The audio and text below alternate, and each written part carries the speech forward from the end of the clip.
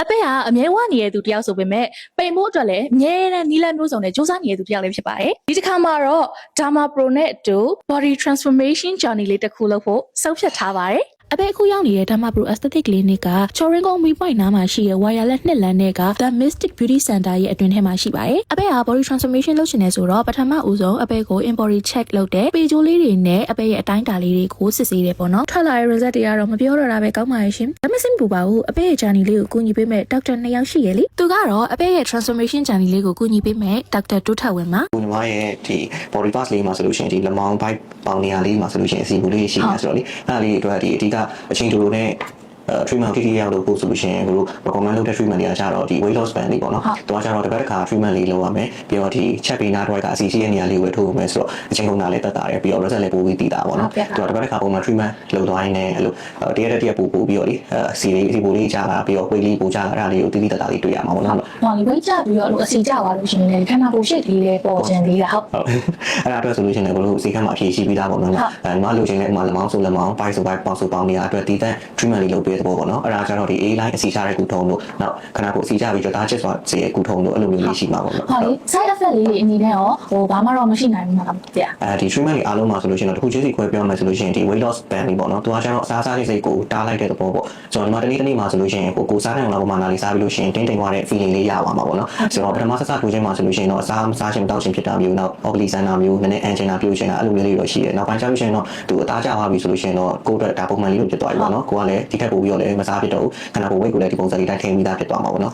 ။နောက် A line အစီချတဲ့ treatment မှာဆိုလို့ရှိရင်ကျတော့သူကစုပ်ခွက်လေးတွေအသုံးပြုပြီးတော့ဒီ treatment လုပ်ပေးတာဖြစ်တဲ့အတွက်ကိုယ့်ရဲ့ဒီ bike မှာ bike ကို treatment လုပ်တယ်ဆိုလို့ရှိရင် bike စုပ်ခွက်စုပ်ထားတဲ့နေရာလေးမှာဆိုလို့ရှိရင်ကို bruise လေးပေါ့နော်။တွေးရှိဦးတာလေးအနေနဲ့များတော့ရှိနိုင်တယ်ဒါပေမဲ့တပတ်မပြည့်ခင်မှာပဲအဲ့ဒါလေးကပြန်ပြီးတော့တက်တာသွားမှာပေါ့ဒီမှာပြီးတော့နောက် hyphen treatment ဆိုတာမျိုးပေါ့သူကကျတော့ဒီခဏကိုချက်သားတွေကိုကြည့်အောင်လုပ်ပေးပြီးတော့ဒီအစီကိုရှိလို့ရှိရင်လည်း band ဖြစ်သွားပြီးတော့ချက်သားတွေပို့လာပြီး body shape ပို့ပေါ်အောင်လုပ်ပေးတဲ့ treatment လေးပေါ့အဲ့ဒါဆိုလို့ရှိရင်တော့လုံးဝ side effect မရှိဘူးပေါ့နော်။သူကျတော့အဲ့ချက်သားအကျုံးဆက်ကိုစက်ကလေးနဲ့လုပ်ပေးတာဆိုတော့အဲ့လိုအကျုံးဆက်လုပ်နေတဲ့အချိန်မှာချက်သားလေးညောင်းတာညာအဲ့လိုမျိုးတော့ရှိလိမ့်မယ်ဒါပေမဲ့ treatment ပြီးချင်းမှာဆိုလို့ရှိရင်တော့ပုံမှန်လေးတိုင်းပဲပြန်ဖြစ်သွားလိမ့်မယ်ဟုတ်ကဲ့ဟုတ်အဆင်ပြေပါတယ်ဟုတ်ပါလားဒေါက်တာအပေကို side effect အနည်းဆုံးနဲ့ weight အမြန်ဆုံးကျစေတဲ့ weight loss band လေးကို recommend လုပ်တယ်ပေါ့နော်ဒီ weight loss band လေးကိုအပေကတစ်လစာယူထားပြီးတော့တစ်ပတ်တစ်ချိန်နှုန်းနဲ့၄ခါထိုးပြီးသွားပါပြီ weight loss band ထိုးတဲ့အချိန်မှာလည်းနာကျင်မှုကလေပရွေးစိတ်ကြိုက်တာတော့မှပူနာအောင်မယ်ပေါ့နော် side effect အနေနဲ့ကတော့ဆရာပြောထားတဲ့အတိုင်းပဲပထမဆုံးထိုးပြီးရဲ့အပတ်မှာအပေအန်ချင်စိတ်ကလေးနည်းနည်းတော့ဖြစ်တယ်ပေါ့နော်အဲ့ဒါကလည်းထိုးပြီးချင်းနိုင်ပိုင်းလောက်ပါပဲဒီပန်လေးကအပေကိုအစားအများကြီးမစားတော့အောင်လို့တကယ်ကိုထိန်းထားပေးနိုင်ပါတယ်အစီတွေကိုခဲသွားစေတဲ့ A line ကုထုံးကိုတော့အပေကတစ်ပတ်ကိုတစ်နေရာစာယူရဲပေါ့နော်ပထမဆုံးအပတ်ကိုတော့အပေကဖိုင်းနေရာလေးကိုလုပ်တယ်ဒုတိယပတ်မှာတော့အပေကလက်မောင်းနှစ်ဖက်ကိုလုပ်ပါတယ်တတိယပတ်မှာကတော့ bra line ရဲ့အောက်ကကြောအစီလေးစုနေတဲ့နေရာလေးကိုလုပ်ပါတယ် A line ကုထုံးမှာဆိုရင်သွေးချီဥဓာလေးတွေနည်းနည်းကြံတက်တယ်ဆိုပြီးတော့ပြောပေမဲ့ပထမအပတ်တွေတုန်းကအပေကနိုင်ပိုင်းလောက်အတွင်းနဲ့ပျောက်သွားရဲပေါ့နော်ကြောနေရာလေးမှာကတော့အပေ3ရက်လောက်သွေးချီဥသွားပါတယ်ခံစားမှုကတော့လေကိုယ့်ရဲ့အသားတွေကိုစုပ်ခွက်လေးနဲ့စုပ်ခံထားရတဲ့ feeling မျိုးပေါ့နော် treatment 45မိနစ်ယူပြီးသွားရင်အစီတွေကအဲ့ခွက်လေးထဲမှာစုသွားပြီးတော့လေရေခဲတုံးပုံစံမျိုးလေးထွက်လာတာလေးပတ်မြောက်မှာကတော့အပေကပေါက်နှစ်ဖက်ကအစီတွေကိုခဲပါတယ် high fam ကကြတော့ကြွက်သားလေးတွေကို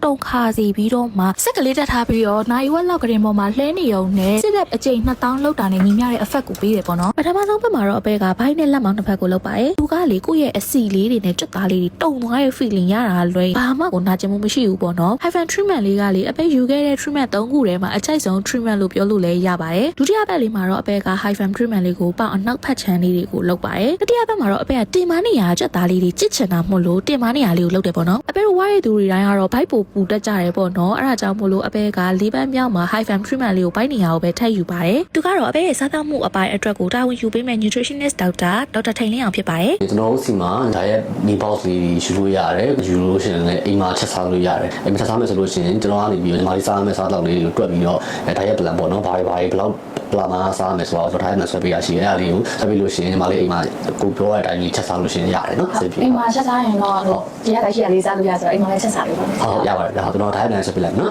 ဒေါက်တာကအပေရဲ့ in-body check ထားတာလေးကိုကြည့်ပြီးတော့မှအပေကိုအရသာရှိပြီးတော့ကျန်းမာတဲ့အစားအစာတွေနဲ့ diet plan လေးကိုအသေးစိတ်ဆွဲပေးထားရပေါ့နော်ဒေါက်တာဆွဲပေးထားတဲ့ diet plan လေးမှာဆိုလို့ရှိရင်အပေအတွက်အငတ်ခံစရာလည်းမလိုဘူးအာဟာရပြည့်တဲ့အစားအသောက်လေးတွေကိုစားနေရတဲ့တွေကိုပဲရရပေါ့နော်ဒါကဘာ treatment မှမယူရသေးခင် in-body check ပါဒါကပထမတစ်ပတ် treatment ယူပြီးတော့ result လေးပြန်တိုင်းတာပါဒါလေးကဒုတိယပတ် treatment ယူပြီးတော့ result ပြန်တိုင်းနေရပါဒါလေးကတော့တတိယအကြိမ် treatment ယူပြီးတော့ result ပြန်တိုင်းတဲ့အချိန်မှာဆိုရင် result မပြောဘဲနဲ့တောင်မှခန္ဓာကိုယ်အနေထားကြည့်ရနေတယ်မဲ့တော်တော်လေးကိုသိတာနေပါပြီ။အဲ့ဒီမှာ in-body result လေးထွက်လာပြီပေါ့နော်။နောက်ဆုံးစရောက်ပြီးစတိုင်းနဲ့အပတ်ကနေပြီးတော့အခုမှကြည့်လို့ရှိရင်တော်တော်လေး